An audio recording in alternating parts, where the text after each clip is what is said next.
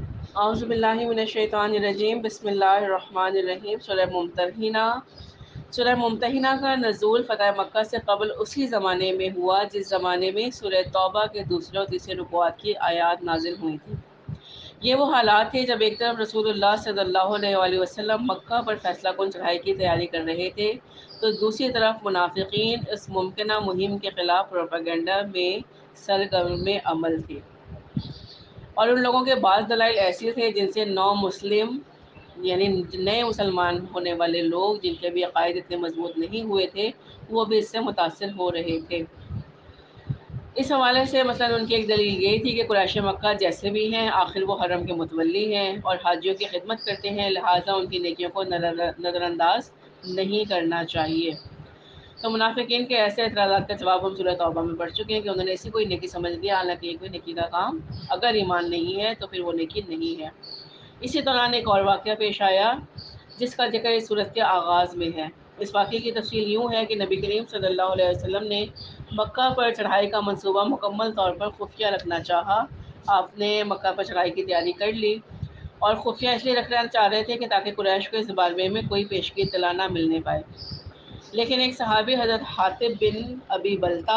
سے یہ بہت بڑی غلطی ہو گئی کہ انہوں نے سرداران قریش کو ایک خفیہ خط کے ذریعے اس اہم جنگی راز کی اطلاع کرنے کی کوشش کی،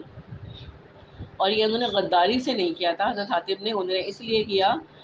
کیونکہ وہ ایک انتہائی مخلص مسلمان اور بدری صحابی تھے، لیکن ان کے اہل و عیال اور کنبے کے کچھ لوگ اس وقت مکہ مکرمہ میں تھے۔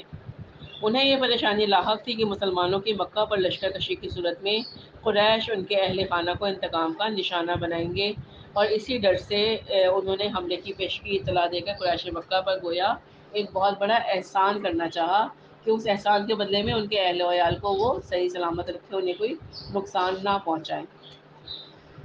تو ان کا یہی خیال تھا کہ وہ اس احسان کا ملحوظ خاطر رکھتے ہوئے ان کو کوئی نقصان نہیں پہنچائیں گے۔ حضرت حاطب رضی اللہ عنہ نے مذکورہ خط ایک عورت کو دیا جو مکہ جا رہی تھی، اور اسے تاکید کی کہ وہ اسے مکمل رازداری سے فلاں شخص تک پہنچا دیں۔ اس عورت کے مدینے سے روانہ ہونے کے بعد اللہ تعالیٰ نے بذریعہ وحی نبی کریم صلی اللہ علیہ وسلم کو اس بارے میں مطلع فرما دیا کہ ایک عورت ہے جو خط لے کر جا رہی ہے جس میں اس حملے کی اطلاع کر دی گئی ہے۔ نبی کریم صلی اللہ علیہ وآلہ وسلم نے حضرت علی، حضرت زبیر، حضرت مقداد بن اسود رضوان اللہ اجمعین کو اس عورت کے پیچھے روانہ کیا، انہیں تیزی سے جانے کا حکم دیا اور فرمایا کہ مکے کے راستے میں روضہ خاک کے مقام پر آپ لوگوں کو ایک عورت ملے گی، اس کے پاس ایک خط ہے، وہ خط اس سے لے کر واپس آ جاؤ۔ حضرت علی رضی اللہ عنہ تیز رفتاری سے سفر کرتے ہوئے حضور صلی اللہ علیہ وسلم کی بتائی ہوئی جگہ پر پہنچے تو وہ عورت وہاں موجود تھی۔ آپ رضی اللہ عنہ نے اس سے خط مانگا تو اس نے لا علمی کا اظہار کر دیا۔ آپ صلی اللہ علیہ وسلم نے فرمایا کہ اللہ کے رسول آپ رضی اللہ عنہ نے حضرت علی نے فرمایا کہ اللہ کے رسول کی دی گئی اطلاع غلط ثابت نہیں ہو سکتی، تم وہ خط اپنے پاس چھپائے ہوئے ہو، تم سیدھی طرح سے وہ خط ہمارے حوالے کر دو ورنہ ہم تمہیں برہنہ کر کے تمہاری تلاشی لیں گے۔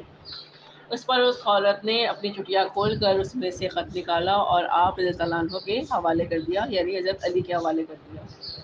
نبی کریم صلی اللہ علیہ وسلم نے جب حضرت حاطب رضی اللہ عنہ کو بلا کے پوچھا تو انہوں نے اعتراف کیا کہ ہاں مجھ سے غلطی ہوئی ہے، لیکن انہوں نے عرض کیا کہ آپ صلی اللہ علیہ وسلم میرے معاملے میں جلدی نہ فرمائیں، اصل بات یہ ہے کہ میرے اہل خانہ مکہ میں مقیم ہیں، میں قریش کے قبیلے کا آدمی نہیں ہوں، بلکہ بعض قریشیوں کی سرپرستی میں وہاں آباد ہوا تھا، میرا کوئی قبیلہ بھی وہاں نہیں ہے جو میرے اہل خانہ کو بچا سکے، اس لیے میں نے یہ خط اس خیال سے بھیجا تھا کہ قریش مجھ پر احسان کریں گے، ایک احسان میں ان کے اوپر کروں گا تو بدلے میں وہ احسان کریں گے اور میرے اہل و عیال کو نقصان نہیں پہنچائیں گے۔ حضرت عمر رضی اللہ عنہ موقع پر موجود تھے، انہوں نے اٹھ کر عرض کی، یا رسول اللہ صلی اللہ علیہ وسلم آپ مجھے اجازت دیں کہ میں اس منافق کی گردن مار دوں، اس نے اللہ اور اس کے رسول صلی اللہ علیہ وسلم اور مسلمانوں سے خیانت کی ہے۔ نبی کریم صلی اللہ علیہ وسلم نے فرمایا، نہیں، حاطب رضی اللہ عنہ سے غلطی ضرور ہوئی ہے، لیکن یہ بدری صحابی ہیں اور اللہ تعالیٰ نے بدری صحابی کے اگلے پچھلے تمام گناہ معاف فرما دیے ہوئے ہیں، امید ہے کہ وہ اس خطا کو بھی معاف فرما دے گا۔ یہ سن کر حضرت عمر رضی اللہ عنہ رو دیے اور انہوں نے کہا، اور اللہ اور اس کے رسول صلی اللہ علیہ وآلہ وسلم ہی سب سے زیادہ جانتے ہیں۔ تو اس سورت کی پہلی آیت اسی واقعے کی طرف اشارہ کرتی ہے یا ایھا الذین آمنوا لا تتخذوا عدوی وعدوکم اولیاء، اے اہل ایمان تم میرے دشمنوں اور اپنے دشمنوں کو اپنا دوست نہ بناؤ، یعنی تم کفار اور مشرکین کی خیر خواہی اور بھلائی کا مت سوچو، ان کے ساتھ احسان کا معاملہ کرنے اور اچھے تعلقات بنانے کی کوشش نہ کرو، کیوں؟ کیونکہ یہ اللہ کے غدار ہیں تو یہ تمہارے بھی غدار ہیں۔ تلقون الیہم بالمودہ، تم ان کی طرف دوستی اور محبت کے پیغامات بھیجتے ہو، وقد کفروا بما جاءکم من الحق، حالانکہ انہوں نے انکار کیا ہے اس حق کا جو تمہارے پاس آیا ہے۔ یخرجون الرسول و ایاکم، وہ رسول کو اور تم لوگوں کو صرف اس بنا پر جلا وطن کرتے ہیں ان تؤمنوا باللہ ربکم، کہ تم ایمان رکھتے ہو اللہ اپنے رب پر، یعنی اور کوئی وجہ نہیں ہے، صرف توحید کی دعوت کی بنا پر وہ تم سے بغض رکھتے ہیں اور تمہیں اپنے ملک سے نکال دینا چاہتے ہیں۔ ان کنتم خرجتم جہادا فی سبیلی وابتغاء مرضاتی، اور اگر تم نکلے تھے میرے راستے میں جہاد کرنے اور میری رضا جوئی کے لیے تو تمہارا یہ طرز عمل اس کے منافی ہے، یعنی کہ جو خط بھیج کر مدد کی گئی یہ اس عمل کے منافی ہے۔ تو سرون الیہم بالمودہ، تم انہیں خفیہ پیغامات بھیجتے ہو محبت اور دوستی کے، وَأَنَا أَعْلَمُ بِمَا أَخْفَيْتُمْ وَمَا أَعْلَنْتُمْ، اور میں خوب جانتا ہوں جسے تم چھپاتے ہو اور جسے تم ظاہر کرتے ہو۔ وَمَن يَفْعَلْهُ مِنْكُمْ فَقَدْ ضَلَّ سَوَاءَ السَّبِيلِ، اور جو کوئی بھی تم میں سے یہ کام کرے تو وہ یقیناً سیدھے راستے سے بھٹک گیا۔ ان یثقفوکم یکونوا لکم اعداء، اگر وہ تمہیں کہیں پالیں تو وہ تمہارے ساتھ دشمنی کریں گے، یعنی کہ تم تو ان کے لیے اپنے دل میں خیر کے جذبات رکھتے ہو، لیکن وہ تمہیں کہیں بھی پائیں گے تو وہ تمہارے لیے دشمنی کے ساتھ تمہاری طرف ارادہ کریں گے۔ وَيَبْسُطُوا إِلَيْكُمْ أَيْدِيَهُمْ وَأَلْسِنَتَهُمْ بِالسُّوءِ، اور تمہاری طرف ہاتھ بڑھائیں گے وہ اپنے ہاتھ اور اپنی زبانیں برے ارادے کے ساتھ، یعنی ایک طرف تو تم انہیں دوستی کے پیغامات بھیج رہے ہو، لیکن اگر کہیں تم ان کے ہتھے چڑھ جاؤ تو وہ تمہارے ساتھ دشمنی کا ہر حربہ آزمائیں گے، تم پر دست درازی بھی کریں گے اور زبان درازی بھی کریں گے، یعنی وہ تمہیں نقصان پہنچانے کی، تکلیف پہنچانے کی کوئی کسر نہیں چھوڑیں گے۔ وَوَدُّوا لَوْ تَكْفُرُونَ، اور ان کی شدید خواہش ہوگی کہ تم بھی کافر ہو جاؤ، تم بھی اس دین سے پلٹ جاؤ۔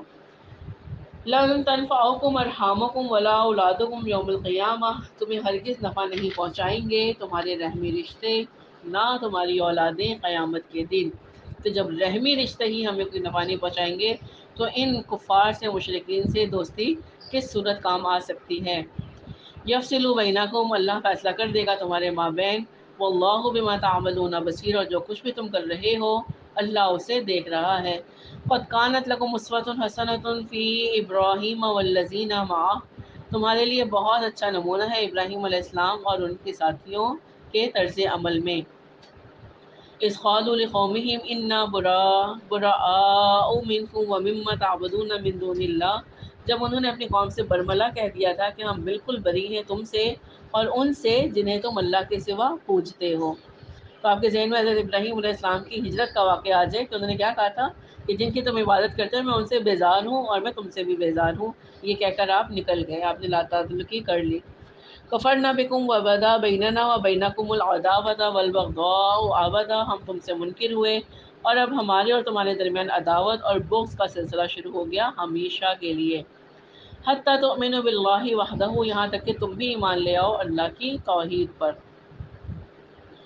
تو جیسا کہ ابراہیم علیہ السلام اور آپ کے ساتھی اہل ایمان اپنے کافرانہ عزیز و اقربا کے لیے ننگی تلوار بن گئے، تو اسی طرح تم بھی کفار و مشرکین سے بالکل بھی اپنا تعلق ختم کر لو۔ الا قول ابراہیم لابیہ لاستغفرن لک، سوائے ابراہیم کے اپنے باپ سے یہ کہنے کے کہ میں آپ کے لیے ضرور استغفار کروں گا، وما املک لک من اللہ شیء، اور میں آپ کے بارے میں اللہ کے ہاں کچھ بھی اختیار نہیں رکھتا، یعنی میں آپ کے لیے دعا تو ضرور کروں گا کہ اللہ تعالیٰ دعا قبول کرے یا نہ کرے یہ اللہ کے اختیار میں ہے، وہ چاہے تو آپ کو معاف کرے، وہ چاہے تو آپ کو معاف نہ کرے۔ اور ہم سورہ توبہ میں پڑھ چکے ہیں کہ انہوں نے یہ اس وقت تک دعا کی تھی جب تک ان کے اوپر ان کا کفر کھل کر ثابت نہیں آ گیا تھا کہ یہ بالکل کافر ہیں، اس کے بعد پھر انہوں نے ان کے لیے دعا کرنا بھی چھوڑ دی تھی۔ سورہ توبہ کی آیت نمبر 114 میں کہا تھا حضرت ابراہیم علیہ السلام نے، اللہ تعالیٰ نے اس چیز کو یہاں پہ کوٹ کیا کہ نہیں تھا استغفار کرنا ابراہیم کا اپنے والد کے حق میں مگر ایک وعدے کی بنیاد پر جو وعدہ انہوں نے کیا تھا، اور جب آپ پر واضح ہو گیا کہ وہ اللہ کا دشمن ہے تو آپ علیہ السلام نے اسے اعلان بازاری کر دیا۔ یقیناً ابراہیم بہت دل رکھنے والے اور حلیم الطبع انسان تھے۔ تو انہیں کیا کہا کہ میں آپ کے لیے دعا، تو یہ وہ آیات ہیں جو ان آیات سے پہلے نازل ہوئی کہ انہوں نے پہلے جب ہجرت کے لیے نکلے تو انہوں نے کہا کہ میں اللہ سے دعا کروں گا، لیکن میں اختیار کوئی نہیں رکھتا، چاہے تو اللہ تعالیٰ میری دعا کو قبول کر لے، چاہے تو رد کر لے، لیکن جب ان کے اوپر واضح ہو گیا کہ وہ کافی نہیں ہے تو پھر انہوں نے ان کے لیے دعا نہیں کی۔ ربنا علیک توکلنا وعلیک انبنا وعلیک المصیر، پروردگار ہم نے تجھ پر ہی توکل کیا اور تیری طرف ہی رجوع کیا اور ہمیں تیری طرف ہی لوٹ کر جانا ہے۔ یہ ابراہیم علیہ السلام کے ہی کلمات ہیں۔ ربنا لا تجعلنا فتنة للذین کفروا، پروردگار تو ہمیں کافروں کے لیے تختہ امتحان نہ بنا دینا، یعنی یہ ہمارے پروردگار ایسا نہ ہو کہ تو کافروں کے ذریعے سے ہمیں آزمائے، ایسا نہ ہو کہ تو انہیں آزمانے کے لیے ہم پر ظلم کرنے کی چھوٹ دے دے۔ کسی کے لیے فتنہ یا تختہ مشق بننے کے مفہوم کو نبی کریم صلی اللہ علیہ وسلم کے مکی دور میں مسلمانوں اور مشرکین کی مثال سے سمجھنا چاہیے کہ اللہ تعالیٰ مشرکین مکہ کی رسی دراز کر کے انہیں آزمانا چاہتا تھا کہ ٹھیک ہے تم میرے بندوں میں جتنا چاہے تم کرنا چاہتے ہو کر لو، اور اللہ تعالیٰ نیک بندوں کے ایمان کو پختہ کر رہا تھا کہ تم جتنی بھی سختیاں اسلام کے راستے میں آئیں گی وہ تمہیں جھیلنی پڑیں گی۔ تو یہاں پہ کتنی پیاری دعا ہے، ربنا لا تجعلنا فتنة للذین کفروا، کہ کسی اور کی آزمائش میں ہمیں تختہ مشق نہ بنا دینا کہ آزمائش ان کی ہو اور ظلم ہمارے اوپر ہو رہا ہو۔ واغفر لنا ربنا انک انت العزیز الحکیم، اور تو ہمیں بخش دے اے ہمارے پروردگار، یقیناً تو ہی زبردست اور حکمت والا ہے۔ لقد کان لکم فیہ اسوۃ حسنہ، تمہارے لیے یقیناً ان کے طرز عمل میں ایک بہت اچھا نمونہ ہے۔ لمن کان یرجو اللہ والیوم الآخر، اس کے لیے جو اللہ تعالیٰ سے ملاقات اور یوم آخرت کی امید رکھتا ہو۔ ومن یتولی فإن اللہ هو الغنی الحمید، اور جو کوئی منہ موڑ لے تو یقیناً اللہ بے نیاز ہے، اپنی ذات میں خود محمود ہے۔ عسى اللہ ان یجعل بینکم وبین الذین عادیتم منہم مودہ، بعید نہیں کہ اللہ تمہارے اور لوگوں کے درمیان جن سے تمہاری دشمنی ہے دوستی پیدا کر دے۔ ظاہر ہے کہ جب وہ ایمان لے آئیں گے تو اللہ تعالیٰ ان کو دوست بنا دے گا، جو ہم سورہ فتح میں پڑھ کے آئے ہیں، سورہ توبہ میں بھی پڑھ کے آئے ہیں اور بہت سی صورتوں میں پڑھ کے آئے ہیں کہ ایمان والے آپس میں بہت نرم دل اور شفیق ہیں، اور جبکہ کافروں میں وہ کیا ہیں، بہت سخت ہے ایک کافروں کے ساتھ۔ تو ہو سکتا ہے کہ اللہ تعالیٰ ان کے درمیان جن سے تمہاری دشمنی ہے دوستی پیدا کر دے، اور دوستی کس صورت میں ہوگی، ایمان کی دولت میں ہوگی۔ واللہ قدیر، اللہ تعالیٰ ہر شے پر قادر ہے۔ واللہ غفور الرحیم، اللہ تعالیٰ بہت بخشنے والا، بہت رحم فرمانے والا ہے۔ لا ينهاكم الله عن الذين لم يقاتلوكم في الدين ولم يخرجوكم من دياركم ان تبروهم وتقسطوا اليهم، اللہ تمہیں نہیں روکتا ان لوگوں سے جنہوں نے دین کے معاملے میں تم سے کبھی جنگ نہیں کی اور تمہارے گھروں سے نہیں نکالا، اور تم ان کے ساتھ کوئی بھلائی کرو یا انصاف کا معاملہ کرو، یعنی وہ غیر حربی کافر جن کے ساتھ تمہاری جنگ نہیں ہوئی، تم لوگوں کو مکہ سے بے دخل کرنے میں بھی ان کا کوئی کردار نہیں تھا، اور نہ ہی انہوں نے تمہارے دشمنوں کے ساتھ مل کر تمہارے خلاف کوئی سازش کی، تو ایسے لوگوں کے ساتھ احسان اور بھلائی کا سلوک روا رکھنے میں کوئی مذائقہ نہیں ہے۔ تو ایسے لوگوں کے ساتھ بھی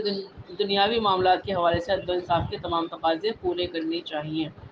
ان اللہ یحب المقسطین، بے شک اللہ تعالیٰ انصاف کرنے والوں کو پسند فرماتا ہے۔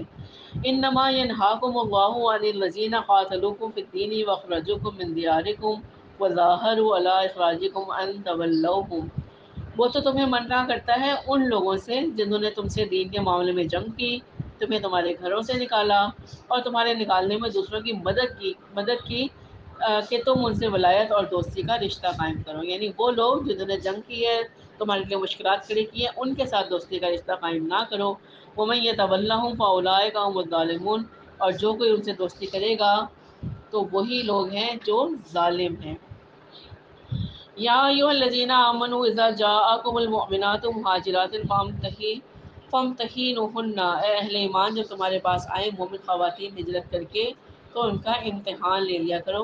یعنی ہر خاتون سے ضروری حد تک جانچ پڑتال اور تحقیق و تفتیش کر لیا کرو کہ آیا وہ سچی اور مخلص مومنہ ہے کہ نہیں۔ اللہ اعلم بایمانہن، اللہ تو ان کے ایمان کے بارے میں بہت اچھی طرح جانتا ہے، یعنی کسی کے دل میں ایمان ہے یا نہیں ہے یا کتنا ہے، دل کا حال صرف اللہ تعالیٰ ہی جانتا ہے۔ تم اپنے طور پر کسی کے ایمان کے بارے میں کچھ جان نہیں سکتے، تو احتیاط کے طور پر کسی نہ کسی درجے میں ایک اندازہ لگا لو کچھ سوالات کر کے کہ جو ہجرت کر کے خواتین آئی ہیں وہ واقعی مومنات ہیں، کیا وہ واقعی اللہ کی رضا کے لیے ہجرت کر کے مدینے آئی ہیں۔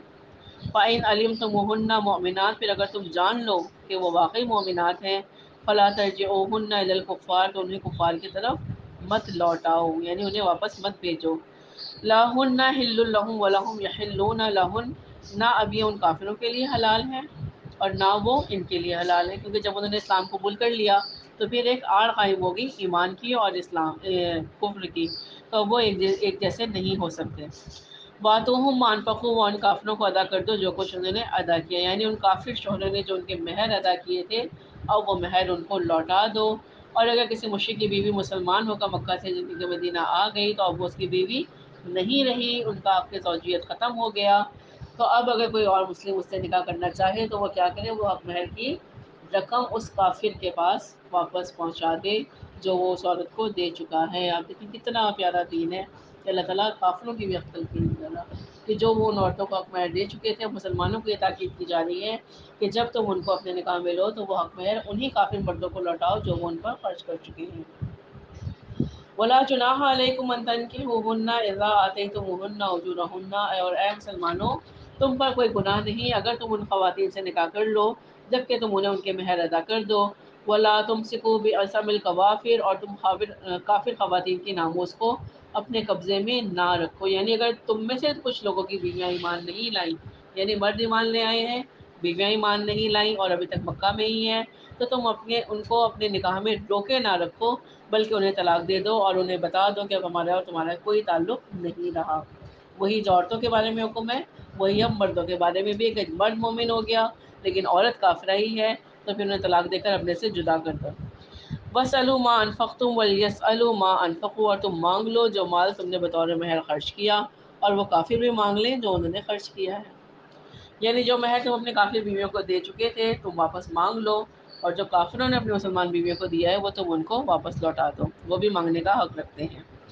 ذالکم حکم اللہ، یہ اللہ کا حکم ہے، یحکم بینکم، اور وہ تمہارے درمیان فیصلہ فرما چکا ہے۔ اب اس میں اپنی رائے نہیں ہے کہ ہم یہ ایسا کریں یا نہ کریں، اپنی چوائس نہیں ہے، اپنی مرضی نہیں ہے، اللہ کا حکم ہے، اس کو سر تسلیم خم کر کے قبول کرنا ہے۔ واللہ علیم حکیم، اللہ تعالیٰ سب کچھ جاننے والا کمال حکمت والا ہے۔ وَإِنْ فَاتَكُمْ شَيْءٌ مِّنْ أَزْوَاجِكُمْ مِنَ الْكُفَّارِ، اور اگر تمہاری بیویوں کے مہر میں سے کچھ کفار کی طرف رہ جائے، فَعَاقَبْتُمْ فَآتُوا الَّذِينَ ذَهَبَتْ أَزْوَاجُهُمْ مِثْلَ مَا أَنفَقُوا، تو جب تمہیں موقع ہاتھ آ جائے تو جن لوگوں کی بیویاں جاتی نہیں ہیں انہیں اتنی رقم ادا کر دو جتنی انہوں نے خرچ کی۔ تو اس صورتحال کو سمجھنے کے لیے فرض کریں کہ ایک مسلمان مرد ہجرت کر کے مدینے آ گیا اور اس کی مشرکہ بیوی مکے میں رہ گئی۔ بعد میں اس مسلمان نے اس خاتون کو پیغام بھجوایا کہ میرا تمہارا تعلق زوجیت ختم ہو چکا ہے، لہٰذا تم مہر کی رقم مجھے لوٹا دو۔ اب اگر اس عورت نے مہر کی رقم واپس نہیں کی تو اس مسئلے کا حل بتایا جا رہا ہے کہ تم پھر کیا کرو کہ جب تمہیں موقع ہاتھ آ جائے تو جن لوگوں کی بیویاں جاتی رہی ہیں انہیں اتنی رقم ادا کر دو جتنی انہوں نے خرچ کی ہے، یعنی اگر کسی جنگ سے تمہیں کچھ مال غنیمت ملے تو اس میں سے ان لوگوں کی تلافی کے طور پر کچھ مال انہیں ایکسٹرا دے دو جن کی بیویاں ایمان نہ لانے کی وجہ سے ان کی زوجیت میں نہیں رہیں اور وہ انہیں مہر کی رقم لوٹانے پر بھی راضی نہیں ہیں، تاکہ اس رقم سے مہر ادا کر کے وہ لوگ مکہ سے ہجرت کر کے آنے والی خواتین سے نکاح کر لیں۔ ظاہر اگر انہیں وہ رقم نہیں مل رہی ہے وہ کسی اور سے نکاح کریں گے تو ان کے پاس مہر دینے کے لیے رقم نہیں ہے، تو پھر اللہ تعالیٰ نے کیا حکم دیا کہ مال غنیمت میں سے انہیں اتنی رقم دے دو جتنی ایک حق مہر میں طے شدہ ہے، تاکہ وہ کسی اور سے نکاح کر کے اس کا حق مہر ادا کر سکیں۔ واتقوا اللہ الذی انتم بہ مؤمنون، اور اس اللہ کا تقوی اختیار کرو جس پر تمہارا ایمان ہے۔ یا ایھا النبی اذ جاءک المؤمنات یبایعنک، اے نبی صلی اللہ علیہ وسلم جب آپ کے پاس آئیں مومن خواتین آپ سے بیعت کرنے کے لیے، الا ان لا یشرکن باللہ شیئا، تو کس بات پر بیعت ہوگی، اس بات پر کہ وہ اللہ کے ساتھ کسی کو شریک نہیں کریں گی، اور اس قرآنی آیات کے ذریعے سے ہر مومن عورت کی یہ بیعت پکی ہے، ایسا نہیں ہے کہ ہم بیعت نہیں کر رہے ہیں، کیونکہ ہمارا ایمان ہے یہ کہ یہ اللہ کا کلام ہے، اور یہ بیعت اللہ تعالیٰ نبی کریم صلی اللہ علیہ وسلم ایمان میں داخل ہونے والی عورتوں سے کیا کرتے تھے، تو چونکہ ہم سب بھی مسلمان ہیں مومن ہیں الحمدللہ، ہمیں بھی اللہ تعالیٰ نے ایمان کی دولت سے سرفراز کیا ہے، تو آج یہ بیعت ہم بھی کر رہے ہیں، تو ہم سنتے ہیں کہ اس بات پر بیعت ہے کہ اللہ کے ساتھ کسی کو شریک نہیں کریں گی، ولا یسرقن ولا یزنین ولا یقتلن اولادہن، اور نہ ہی چوری کریں گی، نہ ہی بدکاری کریں گی، اور نہ ہی اپنی اولاد کو قتل کریں گی۔ تو بدکاری صرف بالفعل ہی نہیں ہے بلکہ آنکھوں کی بدکاری، کانوں کی بدکاری، جس طرح زنا کے بارے میں ہم طویل حدیث پڑھ چکے ہیں کہ آنکھوں کا بھی زنا ہے، کان کا بھی زنا ہے، زبان کا بھی زنا ہے، ہاتھوں کا بھی زنا ہے اور پاؤں کا بھی زنا ہے۔ آنکھوں کا زنا کیا ہے کہ انسان نامحرم کو دیکھے، اسے لذت حاصل کرے۔ کان کا زنا کیا ہے کہ وہ شہوت والی گفتگو سے لطف اندوز ہو۔ زبان کا زنا کیا ہے کہ وہ شہوت والی گفتگو کرے۔ ہاتھ کا زنا کیا ہے کہ کسی نامحرم کی طرف ہاتھ بڑھائے، اور پاؤں کا زنا کیا ہے کہ وہ پینوں سے چل کر نامحرم کی طرف جائے۔ یہ سب بدکاری کے معاملات میں شامل ہے۔ اللہ تعالیٰ ہم سب کو ان سب سے بچنے کی توفیق عطا فرمائے۔ تو نہ ہی چوری کریں گی، نہ بدکاری کریں گی، اور نہ ہی اپنی اولاد کو قتل کریں گی۔ وَلَا يَأْتِينَ بِبُهْتَانٍ يَفْتَرِينَهُ بَيْنَ أَيْدِيهِنَّ وَأَرْجُلِهِنَّ، اور نہ ہی وہ کوئی بہتان باندھیں گی جو ان کے ہاتھوں اور پاؤں کے مابین ہے۔ یعنی یہ کہ وہ کسی پر زنا کی تہمت نہیں لگائیں گی، کوئی جن سے اسکینڈل نہیں کریں گی۔ اس تہمت کی ایک صورت یہ بھی ہو سکتی ہے کہ کوئی عورت کسی مرد پر یہ الزام لگا دے کہ اس نے میرے ساتھ بدفعلی کی ہے یا آبرو ریزی کی ہے۔ تو یہ ساری چیزوں سے اللہ تعالیٰ نے حکم دیا نبی کریم صلی اللہ علیہ وسلم کو کہ عورتوں سے اس بات پر بیعت کر لیں جو اسلام میں داخل ہو رہی ہیں۔ وَلَا يَعْصِينَكَ فِي الْمَعْرُوفِ، اور وہ آپ صلی اللہ علیہ وسلم کی نافرمانی نہیں کریں گی معروف میں۔ معروف سے کیا مراد ہے یہاں پہ؟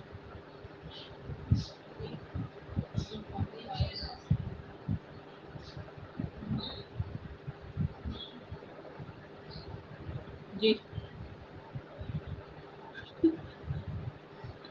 معروف سے مراد کہ جو واضح احکامات نبی کریم صلی اللہ علیہ وسلم نے بتا دیے، ان میں کیا کیا ہے جو آج کی 99% عورتیں نہیں کر رہی۔ ایک تو یہی ساری چیزیں، قتل اولاد بھی ہو رہا ہے، بدکاری بھی عام ہو گئی ہے، لیکن یہاں معروف سے کیا مراد ہے؟ سب سے پہلے چیز آ جائے گی پردہ۔ دوسری چیز کیا آ جائے گی کہ جب نبی کریم صلی اللہ علیہ وسلم نے فرمایا اس عورت کے اوپر لعنت کی جو پلکنگ کرتی ہے، کرواتی ہے، اور کیا الفاظ ہیں، گوندنے اور گندوانے والیاں، بال اکھڑنے والی، اکھڑوانے والیاں، بالوں میں ایکسٹینشن لگانے والیاں جو ایکسٹرا بال لگاتی ہیں، اس میں نقلی پلکیں بھی لگانا شامل ہے۔ یہ ساری چیزیں اس حکم میں آتی ہیں۔ اپنی زینت کو چھپانا، اپنی زینت کا اظہار نامحرم کے آگے نہ کرنا۔ آپ دیکھیں، اگر غور سے رکیں کہ نبی کے وسلم کی نافرمانی نہیں کرنی، تو جس چیز سے اللہ کے نبی نے عورتوں کو منع فرمایا ہے ان سب سے رک جانا اس بیت میں شامل ہے۔ اللہ کرے کہ ہماری تمام مسلم خواتین اس بیت کو پڑھ لیں، سمجھیں اور اس کے مطابق عمل کریں، تاکہ اللہ کے سامنے وہ سرخرو ہو کر جائیں۔ تو بنیادی طور پر کیا چیزیں بتا دی گئیں کہ شرک نہیں کریں گی، دوسری چیز چوری نہیں کریں گی، بدکاری نہیں کریں گی، قتل اولاد نہیں کریں گی، اور جب یہ کہہ دیا کہ رسول اللہ صلی اللہ علیہ وسلم کی نافرمانی کریں گی تو پوری شریعت اس دائرے میں آ گئی۔ اور وہ کس میں آگے جو پچھلی آیت پڑھ کے آئیں کہ جو اللہ کے رسول تمہیں دیں وہ تم لے لو، جس چیز سے وہ تمہیں منع کریں اس سے تم باز آ جاؤ۔ کیونکہ جب یہ پلکنگ کے حوالے سے ایک عورت نے آ کر حضرت عبداللہ بن عباس سے سوال کیا تھا، آپ دیکھیں اس دور میں بھی ہوتی تھی کہ میں نے تو پورے قرآن میں کہیں کوئی ایسی آیت ہی نہیں پڑھی کہ جس میں اس چیز سے منع کیا گیا ہے بال اکھیڑنے سے یا بالوں میں ایکسٹینشن لگانے سے۔ تو حضرت عبداللہ بن عباس جو سید التفاسیر جنہیں کہا جاتا ہے، انہوں نے کیا کہا کہ تم نے قرآن کی وہ آیت نہیں پڑھی کہ اللہ نے فرما دے کہ جو رسول تمہیں دے وہ تم لے لو، جو جس چیز سے تمہیں منع کرے اس سے تم منع ہو جاؤ۔ تو اس نے کہا ہاں میں نے وہ آیت پڑھی ہے۔ تو اس نے کہا یہ سب اسی حکم میں آ جاتا ہے کہ جس چیز کا حکم تمہیں اللہ کے نبی دے رہے ہیں اس کو تم قبول کرو، جس چیز سے انہوں نے تمہیں روکا ہے تم اس سے رک جاؤ۔ تو ان ساری چیزوں سے اللہ کے نبی نے ہمیں روکا ہے۔ انشاءاللہ تعالی ہم آئندہ ان تمام چیزوں سے بچنے کی کوشش کریں گے اور اس پر اللہ سے استقامت بھی مانگیں گے۔ گوندنا اور گدوانا جو داغ لگواتے ہیں، اکثر یہ پٹھانوں میں ہوتا ہے نا، یہاں پہ وہ بنوا لیتے ہیں، تل بنوا لیتے ہیں، یہ نام لکھو جسے ٹیٹو کہہ لیں آپ، اس کو منع کیا گیا ہے۔ گوندنا اس کو کہتے ہیں، گدوانا، گدنا کہتے ہیں، کیا کہتے ہیں مجھے تو بھی نہیں پتا۔ گدوانا اور گودنا اسکن کے اندر جو ہوتا ہے، بعض لوگ سرما بھر لیتے ہیں، کچھ لوگ کلرز بھر لیتے ہیں، اس چیز سے منع فرمایا ہے۔ اسلام میں یہ ساری چیزیں حرام ہیں۔ تو آپ دیکھیں پوری شریعت کی پابندی اس کے اندر آ گئی کہ جب کہہ دیا کہ وہ رسول اللہ صلی اللہ علیہ وسلم کی نافرمانی نہیں کریں گی معروف میں۔ معروف کیا ہے؟ جو بیان کر دی گئی چیز، تو ان سب سے باز رہنا ہے انشاءاللہ تعالی۔ فبائیہن واستغفر لہن ان اللہ غفور رحیم۔ تو اے نبی صلی اللہ علیہ وسلم، جب وہ خواتین آپ سے بیعت لے لیں ان ساری باتوں کے اوپر، تو پھر آپ ان کے لیے استغفار کریں، تاکہ ہم نہیں چاہیں گے کہ نبی صلی اللہ علیہ وسلم ہمارے لیے استغفار کریں، کیونکہ یہ تفاسیر میں ہم پڑھ چکے ہیں کہ ہر نبی کے آگے اس کی امت کے اعمال پیش کیے جاتے ہیں ان کی عبادت کے دن پر۔ تو ہماری عبادت کا دن کیا ہے؟ جمعہ ہے مسلمانوں کے لیے۔ تمام شریعتوں کے آگے جمعے کو پیش کیا گیا، لیکن کسی نے بھی اس کو قبول نہیں کیا، صرف امت محمدی نے ہی جمعے کو قبول کیا۔ تو شب جمعہ جب ہوتا ہے تو نبی کریم صلی اللہ علیہ وسلم کے آگے بھی پوری امت کے مرد و خواتین کے بچوں کے اعمال نامے پیش کیے جاتے ہیں کہ آپ کی امت یہ کام کر رہی ہے، اور پیر کے دن نبی کریم اللہ تعالیٰ کے سامنے پیش کیے جاتے ہیں۔ تو کیا ہمارے اعمال نامے نہیں پیش کیے جا رہے ہوں گے؟ ہم بھی تو امتی ہیں نا۔ آج اگر ہم نے یہ بیعت کر لی ہے تو ہم اس پر ثابت قدم رہیں گے، تاکہ اگلا جو اعمال نامہ ہمارے نبی کے وسلم کے سامنے پیش ہو تو وہ اس پر خوش بھی ہوں اور ہمارے لیے دعائے استغفار بھی کریں۔ ان اللہ غفور الرحیم، بے شک اللہ تعالیٰ بخشنے والا بہت رحم کرنے والا ہے، کہ ماضی میں اگر لا علمی میں کسی سے کوئی گناہ ہو گئے ہیں، یا علم ہونے کے باوجود بھی انسان کے اپنے نفس کی خواہش کے تابع ہو کر انسان نے گناہ کر لیے، خاص طور پر خواتین نے، تو وہ پھر اللہ سے توبہ کریں تو وہ اللہ کو کیسا پائیں گی؟ غفور اور رحیم پائیں گی۔ اللہ تعالیٰ ہم سب کو توبہ کرنے والا بنا دیں، آمین یا رب العالمین۔